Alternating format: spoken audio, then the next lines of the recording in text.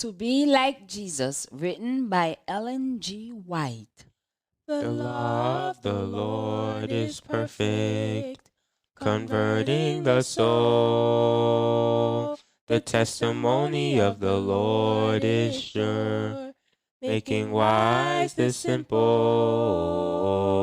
More to be desired are they than gold, yea, than much fine gold. Sweeter also than honey, and the honeycomb. The Blessings of Obedience. February 24th. God's law is perfect. The law of the Lord is perfect, converting the soul. The testimony of the Lord is sure, making wise the simple. The statutes of the Lord are right, rejoicing the heart.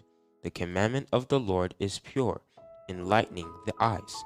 Psalm 19, verses 7 and 8. The very same Jesus who veiled the cloudy pillar, led the Hebrew host, is our leader. He who gave wise and righteous and good laws to Israel has spoken to us as verily as to them. Our prosperity and happiness depend upon our unwavering obedience to the law of God. Finite wisdom could not improve one precept of that holy law. Not one of those 10 precepts can be broken without disloyalty to the God of heaven.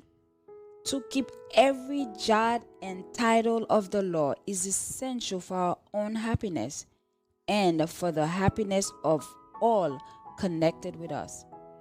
Great peace have they which love thy God, and nothing shall offend them. Yet finite creatures will present to the people this holy, just, and good law as a yoke of bondage, a yoke which they cannot bear. It is the transgressor that can see no beauty in the law of God. The whole world will be judged by this law. It reaches even to the intents and purposes of the heart, and demands purity in the most secret thoughts, desires, and dispositions. It requires us to love God supremely, and our neighbor as ourselves. Without the exercise of this love, the highest profession of faith is mere hypocrisy.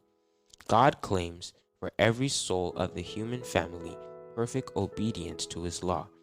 Whosoever shall keep the whole law and yet offend in one point, he is guilty of all.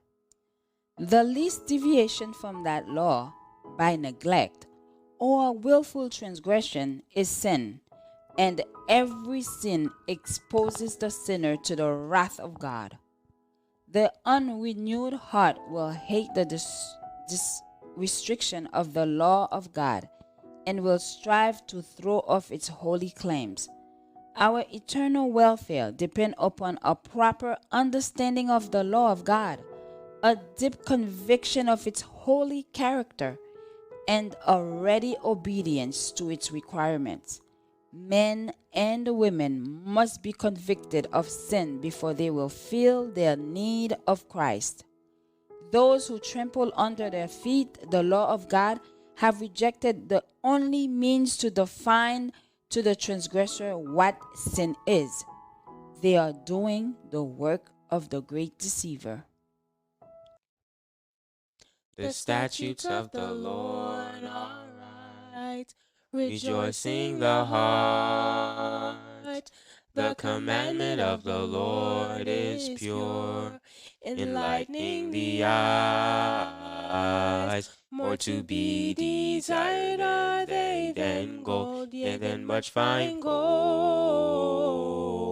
Sweeter also than honey, and the honeycomb.